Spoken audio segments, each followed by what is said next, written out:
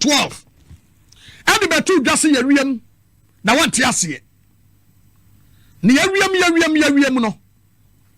na nadu de Akufo Addo twi protest at the court bo so menkron ana ba ye ba betu dwase ampa owura John Dramani Mahama na edi nkunim eti de atoso miensa any 2016 ya na nado edi bedi nkunim no Enunti Bawumia ba ye no nya 38 yampam no niyama ni pafoforo emra na samno a owura Kennedy Agyapong eka ye no na yire aya Samira Bawumia enso aba betutu bia mane owura Kennedy Agyapong bara sama maka kire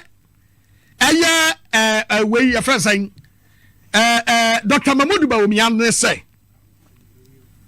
ne yire ekasanye into anya very careful na ho tiem komodi maka kire Bawumia say onto ne yire Samira no fo na ne yire kasanye ema ne yire emfa men na no metoto ne politics Kennedy Agyapong eka asemwa se Kennedy Agyapong eka asemwa Bawumia enyi Kennedy Agyapong no na mom o ma na yiri Samira emeyi no na na yiri kasanye. The question is Kennedy Agyapong no samadwene say mode Samira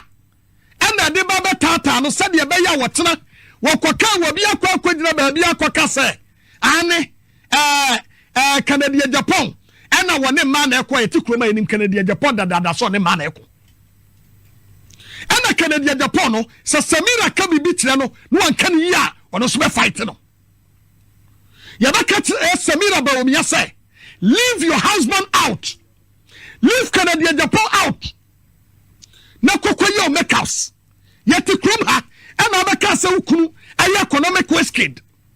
amamu boni a ukunu de bragana fo na wote ha wo hu boni bi e wo ho ena nuoma say awie no afi na pese ukunu ebedi president ne nuoma pa wura John Dramani Mahama sese no wo baba scatter no wo MPP for the manyam ntoko I don't care but me kan kura ya Samira Bawumia say wo kasanye ya ba to ba ye hu nsamfu a wo ka to wura John Dramani Mahama okroma wo wo de o kwan ye faso a jam yire e kompoto ne ho wo ko na seven prediasa when politician antepen Samira wo ko na one politician warepen leave your husband out proba bitna na kokosle ewe India na kunkum bag ya fo twen kona onu om kwakte na kokosa alendi kona kokosa omotwen go there and dance kunkum bag ya fo twen om be shutu patu go and join them what Anyama Kennedy Agyapong me kasem bi na watena no yakwa kase and wadi we atem please leave it out. We need a strong opposition. We need a strong opposition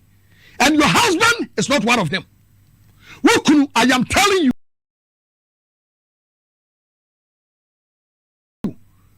about to yeto no Ghana hano Bawumia ba 1,000 times for berry Samira me kan Ned Yatro me se wokunu Bawumia abato ayeto ne Ghana ha no wo ba 1,000 times oberi wokunu ba ye ba be di Ghana konwa ensem hu a wodi no krom aye huye Bawumia ne kofa good for all your baye e ka wo boye nya da ho enye bini Bawumia ne kofa 11 baye ensem hu a wodi no krom aye huye wo ba be jira wo betoto ayampia de aba park so please leave us out because so kuru bedi mampani a watena we ye nyina mampani so kuru manu wasumna so me de manu chuchu bola so fie sabawo me be president e wo krom ha we ye nyina mampani amamu boni a mo de beba no ye ba hu na de enya Akufo Addo kire no enya no ka so na na do mate no na wakoko hunu ka atwa ne ye fa ya ka ma no obi a wo distia ya to aba pre konwa no pristia Tati man former na ko minister me catch us be na granchen no worry please let's stop what you people are doing munya yo na munya ya mo ba jija o me eyam PP fo asem na aba yeti na meka ketua bi ya kire mo no na mom saba wo me yabedi president de somebody ka kire me asem we maka kire mo say Bawumia ni tilapia ejina ho a Ghana for vote for tilapia because Bawumia ho nya kono na Bawumia ho ya kono anka wo so bra na champion Bawumia ama na no ka che bra na champion say bra na champion ha ne pa ya Bawumia nya obi ansuro no suro bra na champion tente ho kwa mu odu 10 no wo bia no twi kontom re masojafo e wa America ni Iraq wey you ba Ghana had you ba ko to be the kind no ani so tutu atuo wey Bawumia suro no wo kunu ne de onka ho o se woni mu a abato na ye beto no wo kunu de onka ho on se be de ka 2 PP for say ebe ya anka the next election e beba so no mun fo say ya no fam prepare en fo siesie political party no e ma mun nyina mu krampo en contest bi na mu party na guawie mo party na toiletro emu hakwate toiletro en mo nyam ni mo mo party mo party no sabi toiletro ya dia pepa yeto eto atwene kura no en mo nyam wom 10 PP party ye ne opa bi aba be jaso pe obi ama na be contest ya Bawumia na no mo nyam asawei wobi oye the biggest liar in Ghana what two for kakaka say e be president edi ana no ayi one city ayaje Bawumia kwakwagina ba bi ko twantro to win political Kennedy Agyapong ma fire koyi huanu a wo de NDC na kwasi wo na wo akwanya serious crowd akwa mu yinyesi wo akoto abanya 38 wo party for kwanto ama wo ba begina ho bi a wo bi 2 million vote wo begina must be very careful Bawumia ko no tumo ni anu na to kroma busum nsia pe ena mu fira konya no so yani mu it you very careful na chuwa no free NDC ho chuwa no free ho na mu kwa mu party no a toiletro kwa wani mu nyam chen no na wo de wo tilapia kro mu oduru chen na wo de ya kwa asam ade ebiem on said bia meka adenti ne de bia no asem boni bia ko wu eso aja se fimpo kodua na eye den ane anka se chama buti ya anka se reta sobaire ya anka se chama bugabuga ya anka se Dr. Chana na say Jansen Frimpo kodua and behind all this mesramo ade na ekoso no man hwe ya magu MPP na se wonya sika tam na the party no gu a na akwa ansa oba just be honest to the party oba se oba be serve party no omo say chairman Bute akoka nokore enti omo mpe chairman Bute nokoro kan ye ne se ye na ye di party animu ya disappointed party ya fairly party grassroots no enokwe asenye nokwe obia including Jansen Frimpo kodua including chairman Bute including Steve Yesu team including Resta Sobaire chairman Buga woman organizer na Nabi having to fail the party say Bute chairman Bute ya national first vice chairman say amumunyi wonu wan nipa katrama etme problem baby amount. As a national first vice chairman, no, in the absence of the chairman, no, automatically you become the national chairman of the party. So, as a national chairman of the party, ultimately, Abontin, a radio station in now grant you interview. But not 1, not 2, 3 times. Ultimately, catch we have to say, MPP who would dump no, we are national first vice chairman, no, MPP are fairly. Abangla ndurbindira to kayunda ida kanin da adalci din da ida na da pa na ganda ja ka kombon pala abangla ko ganda sharan ganda ma da kabuci atakanya jini aidan du musulun pa ne kafin ma binjara kazan da nan da ganda to zo ataka da kaman zo no cakan ban ataka da kaman zo ne ataka biala am amia takane beshel wo de na betman say wo chairman buga chairman contribution in the MPP or contribution to the party but you call national let's the NDC for ye anim guase o modegu party no mon fere esa ba betra say o say wakase e fail na chairman buga having to fail the grassroots when a call campaigner or catch Ghana for say na catch MPP for say or call akwaji 38.2 aba when o catch say or akwaji 88 MPs aba you all came with sugar coated west that's it from Ponkodua was say John Borden trap party office John Borden pick course John Borden the seat now drop from 169 eba 137 no ba be boa ama party no yanya more seat 88 on the buy.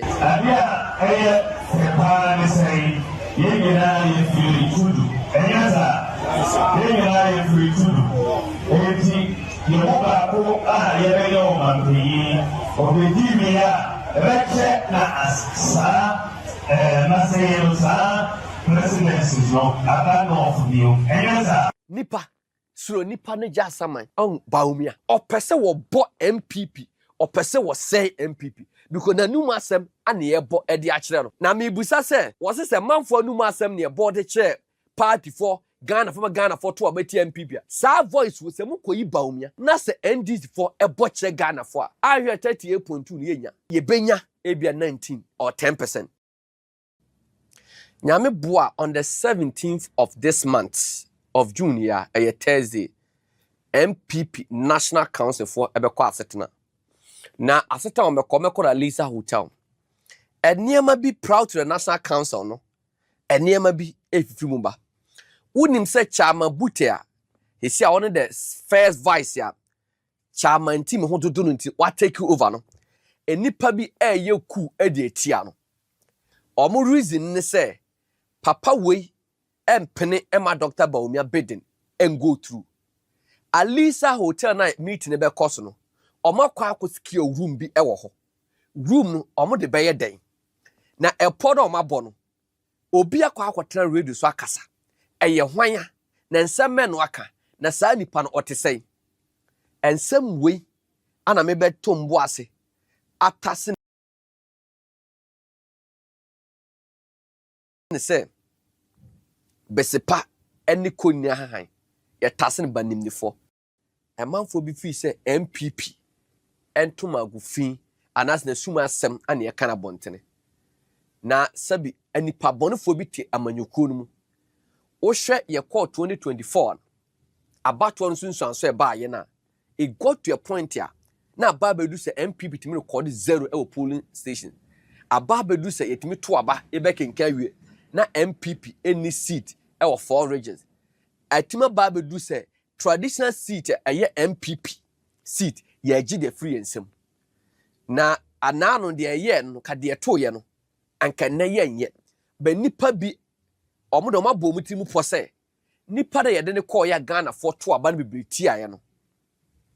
Ono na be san nako. Efise nipa no akwa kwotena ban mu anje for kwati kwan anya sika. To ono sika no ode nsa boma na ocheche e de ama omo. Na wunim Ghana ni edoska eche ne nkwa Ghana ni edoska eche na busuani Tróuble na ekomo MPP mu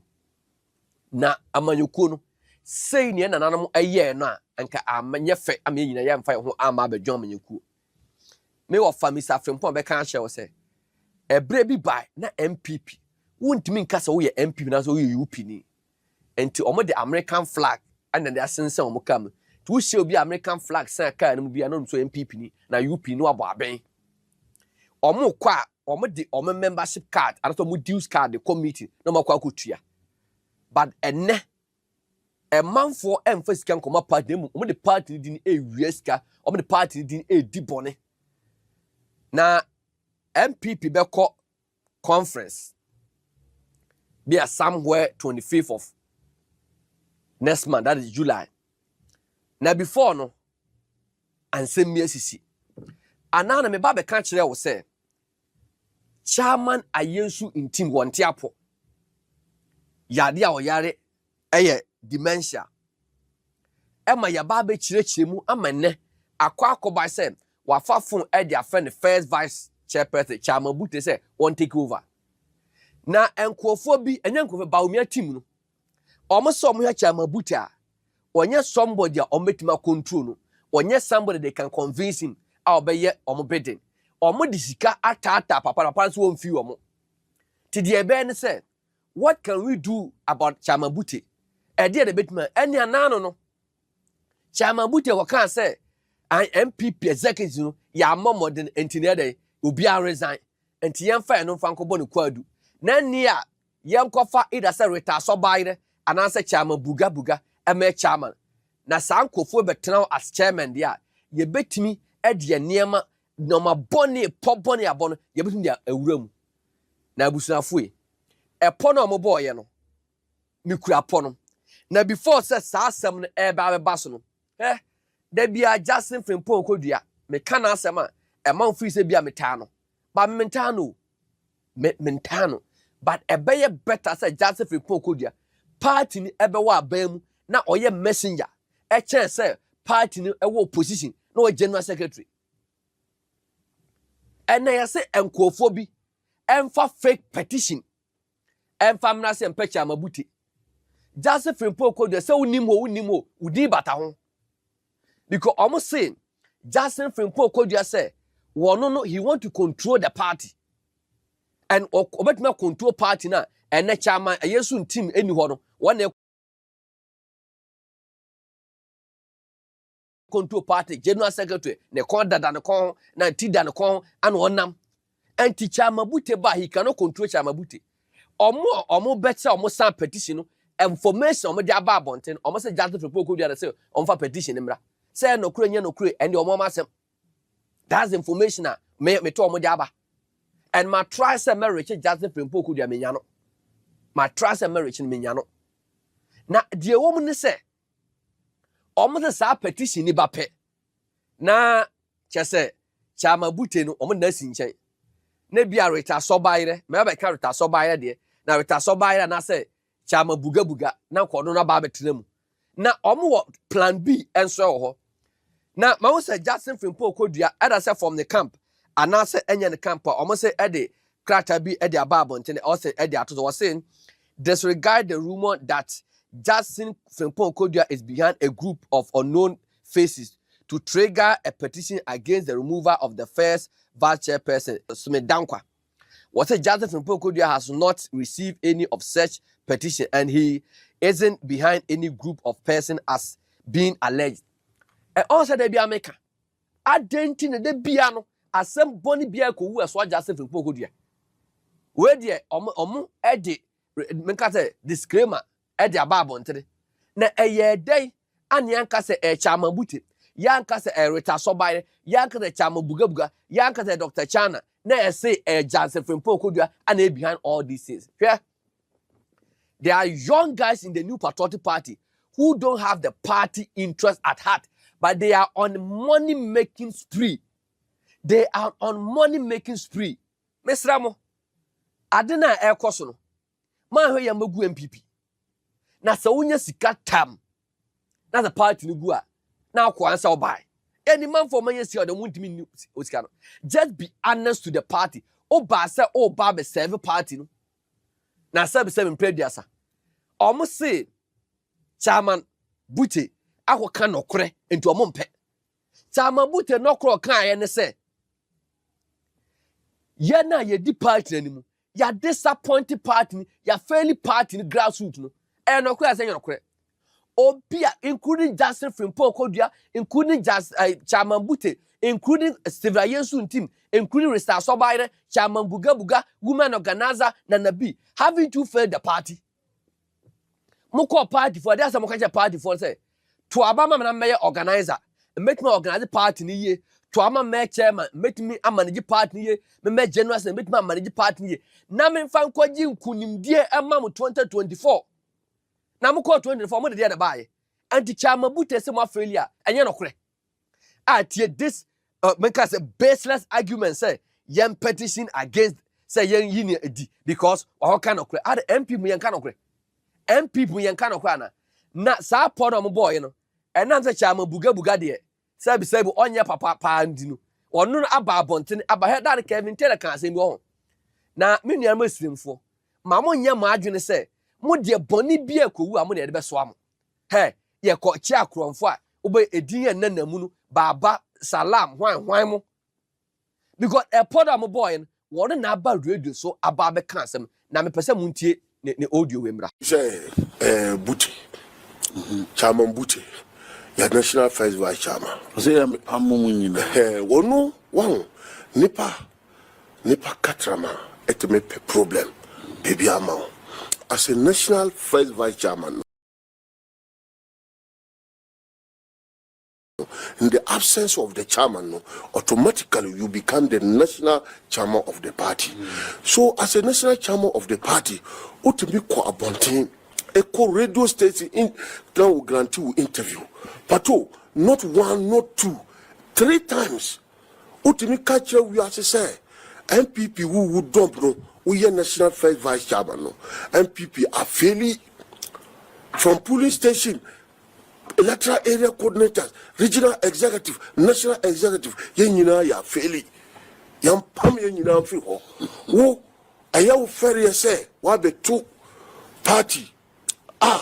Ye was seat 137. Na ye yadi seat number 88. O dia wa di party ni hemo. Anka wo resign kura. Anka panyini bi kura na frɛ wa nyesa anka wo resign so wo say ye bullshit. Na ade anchi wo na chairman no eyare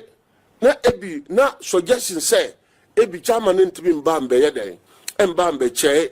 we meeting no Kweku na onu twerɛ odukura ombo obi amani o no ko twerɛ letter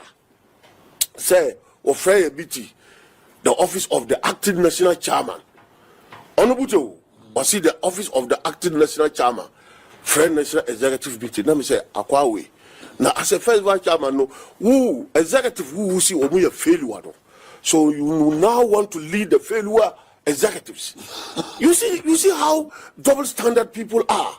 So they decided to say no. Ye kura ye meet kura because or catch or can clear out there say any meeting general secretary be wo ne national chairman be wo no onu bute omba woso wona wo ye panyini wona wo ye panyini sa national chairman ni ho wo as a first vice chairman wona wo ye panyini wona obi be ka asem bi kura wo tia ne national ese wo mpini na wa ko abontin akọ the party not akọ run down party no to 0 afa wo si ye ma kwan na because of chairman ni honti wo be the acting chairman nti ye ma kwan na wo ye dan na wo mbrambe embe acti na e ka kire ne say masa o pese wo acti as national chairman ko radio station baby a ho kotina se ka say ye failure no ko pa cha wo ho na ka say oh na wonim na nye failure afedi wo ba be lead the failure so say ka cha so wonim na oba ya meet bi o ya no hey because ana akwa say chairman buti eba mu meeting na omo no enko yema ade na abetuma ye wo ade na abetuma ye wo wakotena radio so ene MP platform so adidi Asante for matem utumi ba kumase na oba be ka say chairman buti akwa ka nokre se oba meeting na enko yema ade na abetuma ye hwe wo de na abetuma ye se wo chairman buga chairman contribution in the MPP or contribution to the party. Chairman, any MPP na sabi akwa di benkuma na nka wo qualify so be even the third vice chairman of the MPP. Say ana chairman buti ba me ye no enko yema de na abaye chairman buga de na abaye sa chairman we ana o kan say the former master CEO ba no wonam jaja sa santini ba wonam banchire santini ba wonam basa santini ba o kan sa asem party ko so ke apam afiri mu na sabi president Joseph Mpon Kodua ama meka say President Akufo Addo appointing na me lose elections no. Can we go into the 2028 election without mentioning President Akufo Addo's legacy? But Obabe blame Moon say President Akufo Addo appointees and me lose President Akufo Addo anya reshuffle na me lose. Only general say the say apam no kwa free ho. Ye enter general secretary commission committee say o men kwa the finance Samira o sa ba bo ne ka say eye motia eye honhomsem nipa ne motia nam de kani kwa the pound fi party ni mu na wa ba betra radio so say ena oba meeting na ye ntia say de na abaye e de na abetima ye wo bibia se wo bibia esoro voice na yira ko pebra chairman buga if you have something to do kwana koye na esoro voice ye 2-0 e de ma wo do candidate ko pebra na mentia say MP before see a within ourselves we want to kill ourselves but you call national let's the NDC for ye enim guase o modegu party no mon fere esaba betra say or say wakasi e failure na chama buga haven't you failed the grassroots all the national executive mo fairly party ni grassroots no when they call campaigner or catch a Ghana force and now catch MPP force or call akwaji 38.2 aba when or catch say or kwaji 88 MPs aba you all came with sugar coated words just from Ponkodia was say John Borden trap party office John Borden pick course John Borden the seat now drop off from 169 ever 137 no ba be boa am a party no yanya more seat 88 on the buy Dr. Chana said party ni sika sem atetia pansam one ba be boa am a party no etima gian sika sem gian na so ene MPP coalition nam sere sika Dr. Chana so dey also be kan no Chama Bute so say one ba be boa the national chairman o matima manage party ye and no the party na co-opposition na ono aye bold ababonta ba be kan say party no leadership afeli partner most waka de enkan na sabi previous esremuni ni kramuni a won kan okore chama bugabuga me hu bi da on kan okore o sori a kramuni a ode ne mama bofom enso on kan okore chama bugabuga na sabi ensem hu na ko MPP mu bia won na bedie sori a kobo TV3 Marco for atwene no watima ba betena bontene aka se oba bi nam jaja oba bi nam banchire se asantini ba na wokwa say MPP you suspended from the party because party ni base no Asante region. Party ni base Asante region. You can't win an election without the input of Asante region. Asante region of 47 constituencies, of which a majority of the population Asante for. Now what Babe do matter say or Babi nam basa Santini ba. What the moral rights say obi cast a party leadership a fairly party nintino. Yen step down and no ntino mo quiet petition e de tiano. Na nyame bo Thursday Alisa Hotel me say anyira be pai ba me kan say mi akirem he honorable Ken di Kwabena Agyapong me papa no Dr. Duchum Kwabena Agyapong any other person be or interested or be contest mo mama ni enko this national council no samo tena ho eye hwe ha na so mo demonstrate for machi ma mo metena manim nzu because mo kura numbers honorable Ken Kwabena Agyapong Aduchum for na minimu mon kam ho mom na mon fight Bawumia na nipa bonfo na mo de ba party mu okobo party say esa pese wo chinchim delegations wo pese mo ye lot of reform bo de ma wura ase ade no che na busanfo e po bi o mebo bia me na mate and enya mo ma say po bi mo bia me na mate he me be revelation bia de ato na wo be shocked me say me be revelation bia to na wo be shocked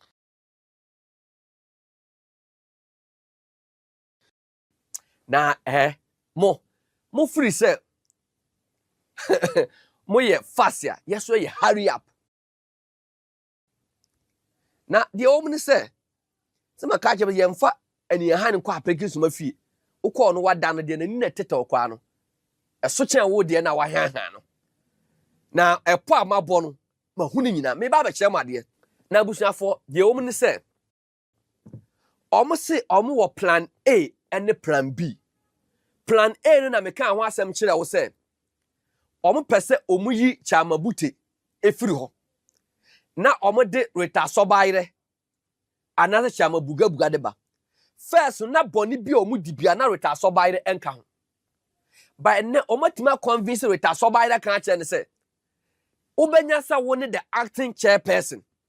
woni the acting chairwoman enti ye boa yi chamabute efiri ho na wa be the acting chairperson ya wompe emarita sobaire it is being alleged say omusika omuwia no omako bie sika bie sa kire maame no yase maame no da ho won na no se meye ti sa we ta sobaire kwa okan mo ho na eno no omusa se anhwe yi a na sa plan amfa plan B na ma be kan wa asema kire the woman say MPP enhye ne say before say betimi akọ conference no eba to July no I was say a court national council a man to the conference near Beko Walisa Hotel. A honor reforms be a man for a day bano, electoral reforms, and a honor say, ye baba discussed before the conference. No. Now, a house no almost person almost software now, ye de make your album. No. Now, software now, or more day bano. omo de ba be yi Kennedy Agyapong ne Bawumia Campaign ne adutu nkofo afiri mu and so omo succeed at the software ne go through the omo ba ni oh why no omo the forms bi aba say oh wa do Ken ne fail e person who can database or why say wa do adutum no fail ye person who adutum database or why say Bawumia Campaign for person omo database na de ade enti say shaibula sisi media voters ID card me ko fail pe na omo achi sa di no enti omo de sa software ebe yi Ken brand na adutum ko fo nyina afiri mu mo say on election day a lot of issues but na feche Sammy Ato aba akuyi omo weak candidate no na omo say so omo antimi anso CD amfa reta so buy na say chairman buga ama me chair meeting ne dia omo plan bi enie me no wo ka say it is alleged said chairman ayensu intima wo yare da ho no yama onua a ye fe na Roland intim omo twa ticket na fi America ba bedu Ghana ena Lisa hotel a meeting e be koso omo di kan kwa secure edan baako ena tio enipa bi kire se power e kire nipa nkwa ye sa papa no Roland intim no woni chairman intim e mesha sa dan ni mu ade e be kire ye be ma doctor fo abegina no so awo won mpa ne se obetime active kakra na sa omo plan A na mfa da plan B ni se e dem say chairman ba otiase ye kurakura no mu se ya na de chairman ba betena akunya nso ne remote chairman tu bo say yes reforms when the president for chairman na chairman e de aba na botu kwanya magiatum yes na chairman de aba ba so kwanya magiatum software ya change no afeso bombro ya be ni se yen koto aba no from esoro yen koto presidential ansa ya ba beto national ansa ya ba beto regional sa ba beto constituency ya beto electoral area ansa ba delegates hey akwa bi na mo se wona he doesn't support sa ne ba oboa wona share chire wo se mu na mo me kwa me metimi kwa to ati about you have the numbers ano mo ya sa de no sa po ma bon no entimi no ka se sia de o ma secure one room e wa Lisa hotel a omo de chairman ayensu ntima oyare e ba be hye ho se ko so omo plan e na yesen yen emabute entra nchen na ebia asobaire na chairman buga emra no anya yi a na ya so ntim dese na ba betena ho na ye dia ba be ye di ompe na mebusa MPP as a political party say sa epoboni we sa adwemboni we sie nimbo within our internal contest ya adenti ne mfa nko NDC forso he o share the elections na ye call 2024 na the NDC no mo ya ahead of the MPP he ya fidie bi esumye antimi ayi kutre but the MDC for fidie bi omusumye etimi yi more votes edemaye na me busa se he edie na besi Emma Ghana for or Makoto Abama Bawumia bi. I want MPP phone to convince me say a DNA basi Emma Ghana for Ebeto Abama Bawumia. Just tell me, just convince me. Share Mummy Dr. Bawumia video.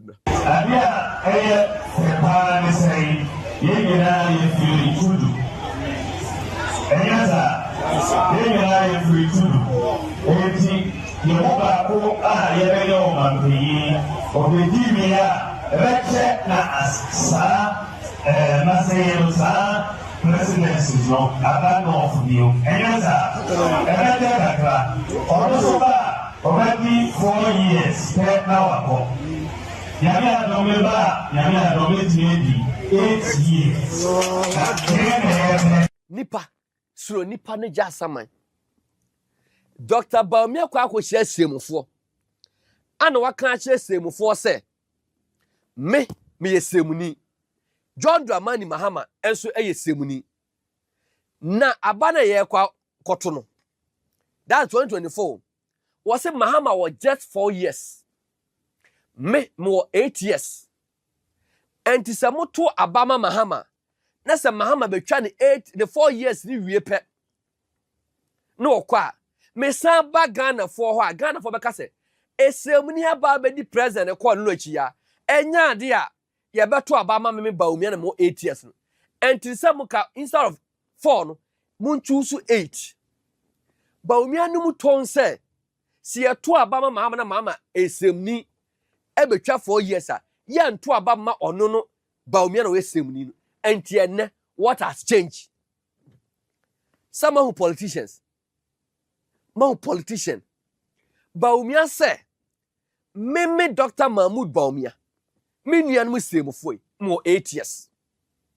John Dramani Mahama ewo 4 years esemfo mo per 8 years president and am for 4 years president and also for 8 years the argument is say Mahama was just one term na se to abadama Mahama na Mahama be president wi a wodo sa ba Ghana for beka se enu achi ya na semni efri Ghana kunwa no so enti ya nto aba ema enti abusuafo mi busa sa asem na Bawumia ka na mre bi no ene eye important anase ye important on Bawumia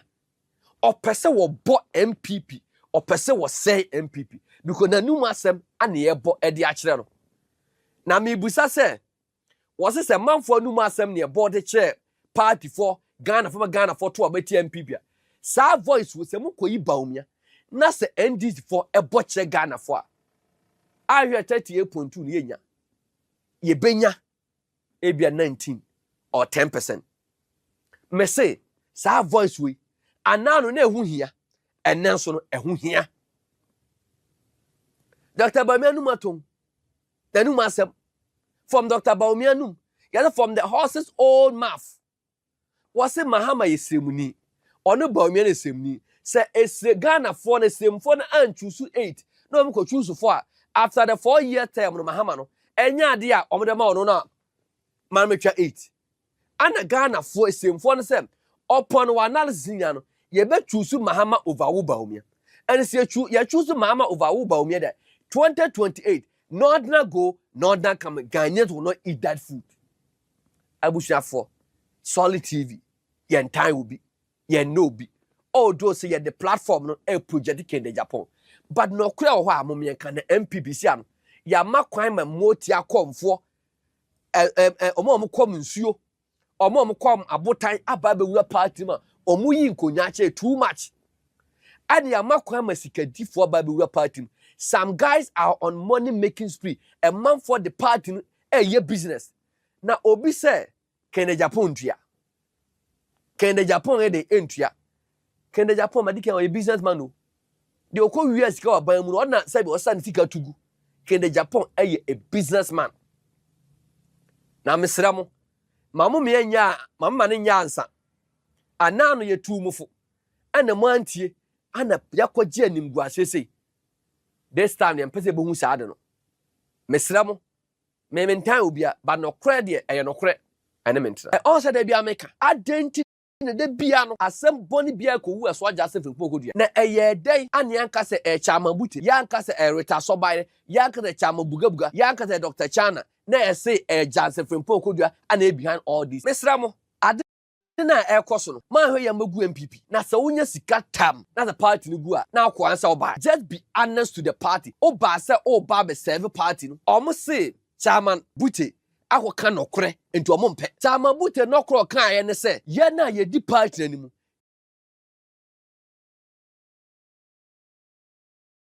ya disappointed party ya fairly party grassroots no nokura say nokure obia including Justin Frimpo Kodua including just Chairman Bute including Steve Yesu team including Resta Sobaire Chairman Buga woman organizer na Nabi having to fail the party say Bute Chairman Bute ya national first vice chairman say amumunyi wonu wan nipa katrama et me problem baby amount. As a national first vice chairman, no, in the absence of the chairman, no, automatically you become the national chairman of the party. So, as a national chairman of the party, ultimately, a radio station in will grant you interview. But not one, not two, 3 times. Ultimately, catch we have to say, MPP who would dump no, we are national first vice chairman no. MPP are fairly abangla ndurbindila to kayunda ida kanang da adalci ning da ida na at the part na ganda ja ka kombon pala abangla ko ganda sharan ganda ma da kabuci